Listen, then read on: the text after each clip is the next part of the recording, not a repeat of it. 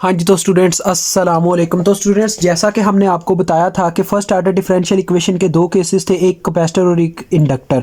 तो आज हम बात करने वाले हैं इंडक्टर के ऊपर। प्रीवियस वीडियो आपको मिल जाएगी कैपेसिटर के केस वाली। तो ये हमारे पास इंडक्टर का केस है। तो इंडक्टर के केस में हमेशा केवीएल चलेगा, ये चीज़ याद रखिएगा। कैपेसिटर के केस में आपने केसीएल चलाना है, जबकि इंडक्टर के केस में केवीएल चलाना है। ठीक है, तो केवीएल मीन्स वोल्टेजेस होते हैं। तो एक इंडक्टर के क्रॉस जो वोल्टेज पाए जाते हैं वो हमारे पास बराबर होते हैं V F T, V L T वैसे इन्हें बोला जाता है, which is equal to inductance into derivative of current according to time. ये हमारे पास फार्मूला होता है एक इंडक्टर के क्रॉस वोल्टेजेस फाइंड आउट करने का। लिहाजा हम इसके अंदर लगाएंगे केवीएल। तो आपको जैसा कि पता है ये हमारे पास एक लूप है। तो मैं टाइम को अगर ले जाता हूं आपके सामने at T is equal to 0 पे या 0 प्लस पे, कुछ भी कंडीशन आप लगा सकते हैं। 0 प्लस पे चले ले लेता हूं। तो ये क्या होगा जी, अभी ये ट्रिगर 0 पे ओपन था, जो ही 0 प्लस किया तो ये क्या हो जाएगी जी, ट्रिगर क्लोज हो जाएगा, जिसकी वजह से करंट फ्लो करना शुरू कर जाएगा। तो चले आए हम करंट फ्लो करवाते हैं। सबसे पहले आपको पता है क्या केस होगा, आपने in the case of capacitor आपने VC0 माइनस निकालना है, और in the case of inductor आपने IL0 माइनस निकाल लेनी है। अब IL0 माइनस का मतलब है जब आपका ट्रिगर मतलब ओपन था, मतलब T0 और 0 माइनस तकरीबन आपस में बराबर होते हैं। जब स्टूडेंट्स आपने मुझे खुद बताना है, ये अपनी आपने लॉजिक के साथ बताना है कि जब हमारा ट्रिगर ओपन होगा क्या हमारे इंडक्टर में कोई मतलब वोल्टेज वगैरह फ्लो करेंगे, मतलब कोई वोल्टेज आएंगे, कोई करंट ही नहीं फ्लो करेगा तो वोल्टेज क्या क्रिएट होंगे, मतलब कि करंट फ्लो ही नहीं कर रहा पूरे सर्किट में। लिहाजा IL0 माइनस भी 0 एम्पेयर के इक्वल होगी। ठीक है, ये चीज़ आप समझ सकते हैं। अब देखें, जो ही मैंने ट्रिगर क्लोज किया यानी कंडीशन 2 पे आया, T0 प्लस पे चला गया, तो मेरे पास इस तरह का कुछ सर्किट जनरेट हो गया।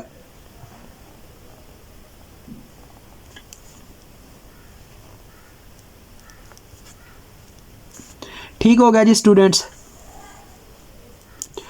अब ये आपने वैसे ट्रिगर भी बताना होता है, यानी आप ट्रिगर क्लोज हो गए इस तरह से, वो शेप भी बनानी होती है। मैं आपके लिए बना देता हूँ। मतलब देखें, ट्रिगर इस जानिब क्लोज हो रहा था तो इस तरह से आपने एरो लगाना है। ठीक है, यानी कि आपने यहाँ पे मेंशन करना है एट T0 प्लस, यानी कि T0 प्लस पे आपका ट्रिगर क्लोज हो चुका है।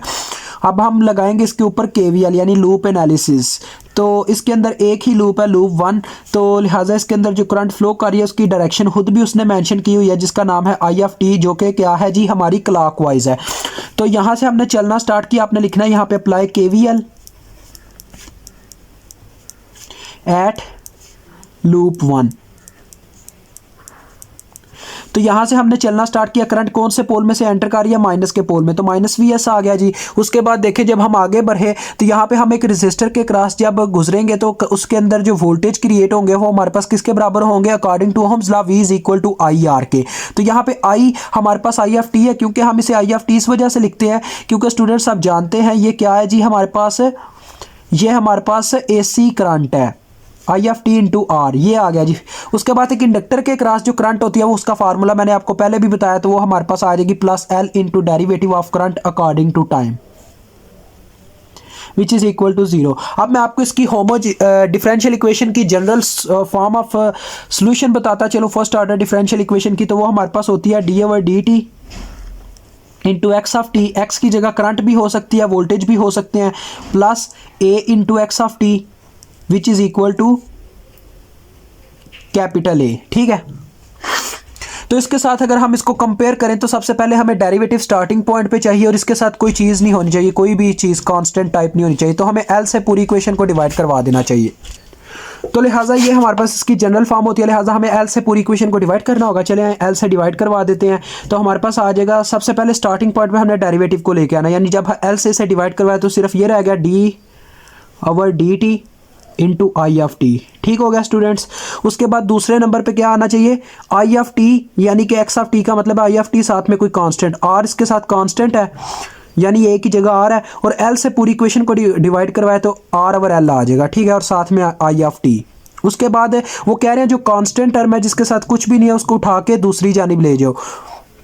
तो देखें VS उधर जाके पॉजिटिव हो गया, और VS को भी हमने L से डिवाइड करवाना है क्योंकि पूरी इक्वेशन को L से डिवाइड करवा रहे हैं इस L को कैंसिल करने के लिए। तो देखिए स्टूडेंट्स, ये आपका ये जो है ना, ये जनरल फॉर्म है, इसको आपने याद रखना है। तो इस इक्वेशन के थ्रू हमने जनरल फॉर्म से रिलेशन क्रिएट कर लिया। अब यहाँ से हम, आपको पता है एक होमोजीनियस इक्वेशन होती है x of t is equal to K1 plus K2 e की पावर माइनस टी ओवर टा। टा इंडक्टर और कैपेसिटर के केस में अलग अलग तरीकों से फाइंड आउट होता है। अब जो K1 है उसका तो आपको फार्मूला याद होगा, मैंने बताया था प्रीवियस लेक्चर में कि K1 का फार्मूला हमारे पास होता है A ओवर स्मॉल ए।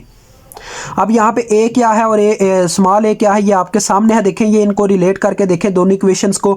तो यहाँ पे हमारे पास स्मॉल ए है आर ओवर एल और कैपिटल ए है वी एस ओवर एल। तो यहाँ पे पुट करके देखें आपको K1 की वैल्यू मिल जाएगी, वी एस ओवर एल आ गया हमारे पास इस ए की जगह, ठीक है, और स्मॉल ए की जगह आर ओवर एल आ गया। तो देखें स्टूडेंट्स आपके सामने एल एल से कैंसिल हो गया और आपके पास आ गया वी एस ओवर आर। अब ये जो आर होगा ये कुछ भी हो सकता है, जो भी इसकी वैल्यू होगी उस लिहाज से मतलब यहाँ पे पुट कर दिया जाएगा, ठीक है। अब देखें पता क्या होता है, यहाँ पे हमने वैल्यूज पुट करके पहले इसकी जनरल फॉर्म क्रिएट करनी होती है इन आवर क्वेश्चंस, ठीक है। तो अब जो टा है, टा इन द केस ऑफ हमारे पास इंडक्टर जो होता है वो बराबर होता है आर ओवर एल के, ठीक है। ये चीज़ याद रखिएगा, बहुत इंपॉर्टेंट है स्टूडेंट। अगर आप इसको याद नहीं रखेंगे तो मैं भी कुछ नहीं कर सकता, ठीक है। तो ये चीज़ आपने याद रखनी है। सॉरी स्टूडेंट्स, ये 1 ओवर है, 1 ओवर आर ओवर एल। इसका मतलब पता क्या है, टा हमारे पास बराबर होगा एल ओवर आर के, क्योंकि इसका इनडायरेक्ट रिलेशन बनता है। तो इस तरह से हमारे पास इसका time constant means find out किया जाता है, ठीक है। अब टा भी मिल गया, अब मैं इसको पुट करूंगा होमोजीनियस इक्वेशन में। तो एक्स ऑफ टी की जगह क्या आ जाएगा, आई ऑफ टी, क्योंकि इंडक्टर के केस में करंट होती है। K1 की जगह आ गया वी एस ओवर आर, और उसके बाद K2 अभी हमने मालूम नहीं किया, मैंने आपको बताया था प्रीवियस वीडियो में भी K2 कैसे मालूम करते हैं। तो यहाँ पे भी बताऊंगा ई की पावर माइनस टी ओवर टा। तो टा बटे में आ गया जी क्या है जी एल ओवर आर, ठीक है। ये कंफ्यूज नहीं होना, एल ओवर आर होता है। तो देखें अब मैं क्या करूंगा जी, टाइम को 0 माइनस पे ले जाता हूँ या 0 पे ले जाता हूँ। At T is equal to 0, 0 minus क्या लें आपकी अपनी मर्जी है। तो जो ही मैंने टाइम को 0 माइनस पे लेके गया, आई की वैल्यू मैं यहाँ से पुट कर सकता हूँ, क्योंकि ये आई एल ही की इक्वेशन बन जाती है। यहाँ पे हमने पहले शुरू में ही निकाला था कि क्या इंडक्टर में कोई करंट गुजरती है, तो लिहाजा वो क्या थी, 0 एम्पेयर थी। यहाँ पे 0 एम्पेयर पुट होगा, जिसकी वजह से हम ईजिली K2 की वैल्यू फाइंड आउट कर सकेंगे। देखिए जहाँ जहाँ टी है वहाँ वहाँ अपने 0 माइनस पुट कर देना, प्लस K2 ई की power minus into 0 minus. Minus लिखने का यहाँ पे फायदा नहीं होता, हम सिर्फ 0 लिख देते होते हैं। बटे में क्या है एल ओवर आर। अब 0 को किसी भी चीज़ से डिवाइड करवाया जाए वो 0 ही रहता है, क्योंकि 0 0 ही होता है। लिहाजा यहाँ पे 0 एम्पेयर पुट होगा, क्योंकि ये हमने वैल्यू शुरू में निकाली थी। और वी एस ओवर आर हमारे पास रह गया, और ई की पावर 0 का मतलब होता है 1, तो K2 यहाँ पे रह गया। देखिए K2 की भी वैल्यू आ गई minus V S over R, ये उधर जाके माइनस हो गया। तो देखिए आप इसको हमने इस इक्वेशन में, मेन इक्वेशन में पुट करके अपनी आंसर निकाल लेना है। V S over R plus minus आ जाएगा, sorry, V S over R E की power minus T over tau means L over R. ठीक हो गया स्टूडेंट्स, बस इतना था ये। आप वी एस ओवर आर को कॉमन लेके इसकी थोड़ी बहुत सिंप्लीफिकेशन भी कर सकते हैं। देखिए वी एस ओवर आर मैंने कॉमन लिया तो अंदर क्या रह गया 1 माइनस, यहाँ पे रह गया ई की power minus T over L over are.